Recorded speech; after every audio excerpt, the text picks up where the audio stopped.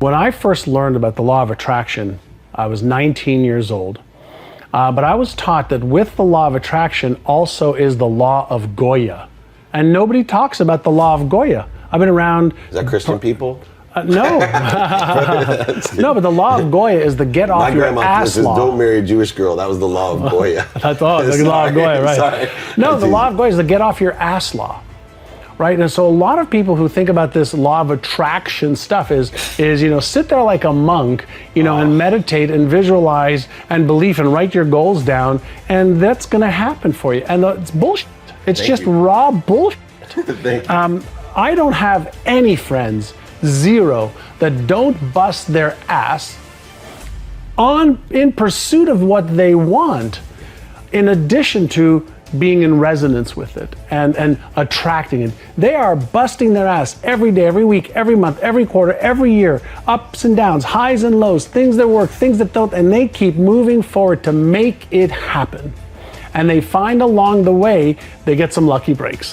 When you're developing new habits, I want you to develop small, repeatable, consistent, easy. Let me repeat, small, repeatable, consistent, easy things to do for a new habit for 100 days. If you want to become a person who reads a lot, read one sentence or one paragraph a day for 100 days, preferably around the same time. If you want to start exercising to be healthier, I want you to start exercising for 1 freaking minute a day for 100 days. Or 30 seconds, or 3 minutes. You choose the minimal possible behavior that you can do to develop the habit. The habit is more important than the intensity at first. You want to reduce all the neurological stress of change. You want to reduce all the neurological processes that are built for you to conserve energy and not develop new habits. So you have to create a new habit loop.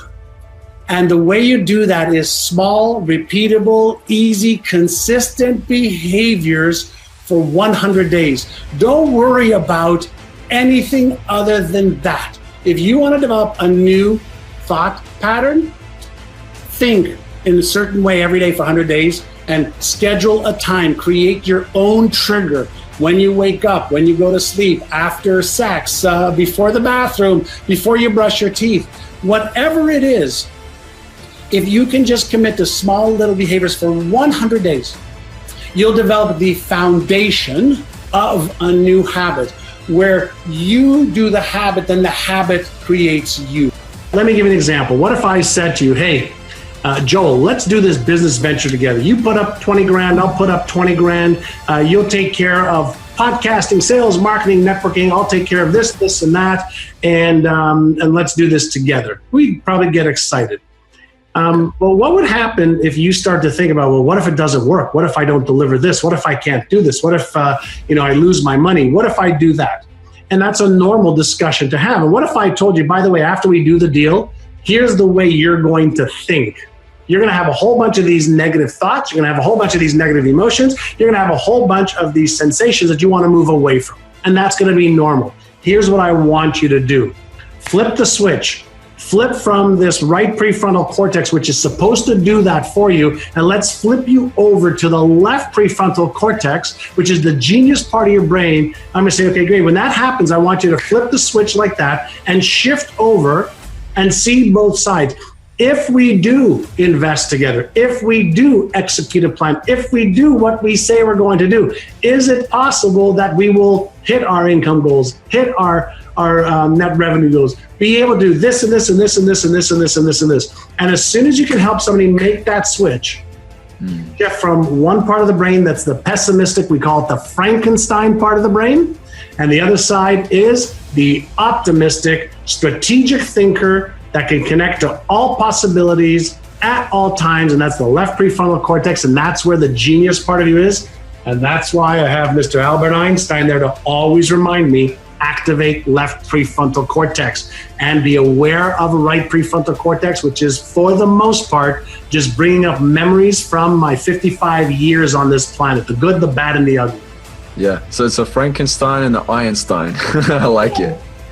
When Einstein is working, you are dreaming in the world of possibilities. How can I? What can I do? Who can I talk to? How will it work? What should I read? Who should I network with? What are the possibilities? What are the tools I need? What are the resources I need? And all the possibilities open up.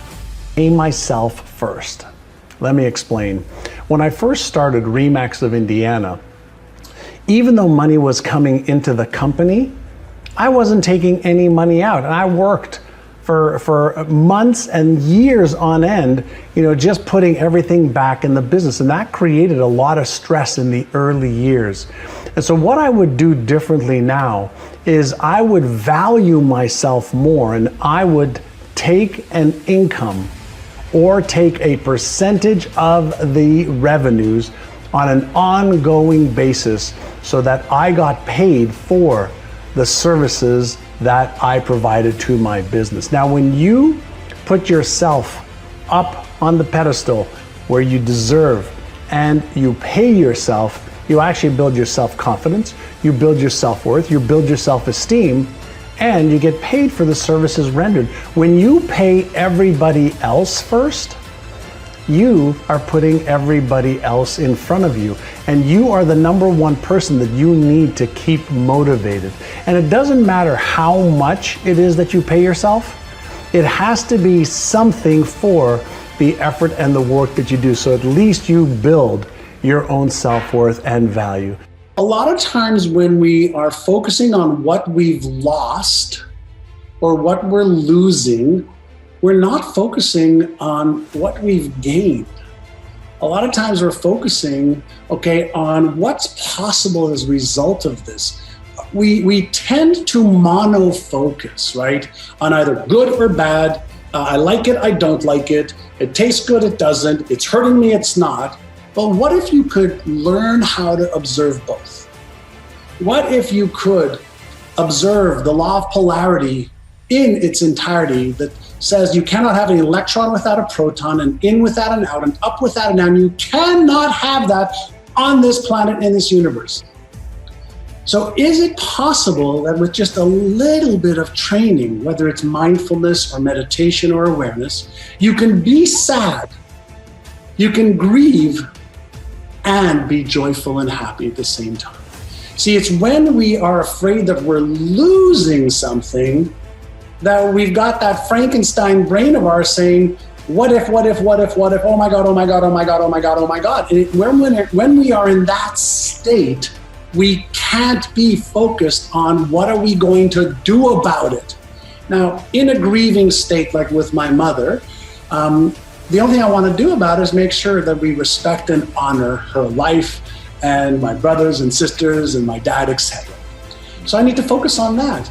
And when we're talking about, a business going under, a relationship, that's unraveling right now, if you're focusing on all of the disempowering emotions and circumstances, you cannot be focusing on the solution to that possible problem. So you have to learn how to manage the emotions. And for those of you who don't know what that's like, I want you to imagine, I just got really mad and that's so funny. A Hollywood actor or actress learns that they are not their emotions, they have emotions. Now, everybody's going to grieve differently, but I want people to understand that you don't have to be disempowered in grief. You can be empowered in grief. And everybody's going to do it differently. And some people are going to go inside, some will go outside. But we have the ability to frame things in ways that empower us and gives us the best chance to move forward instead of being a victim of it.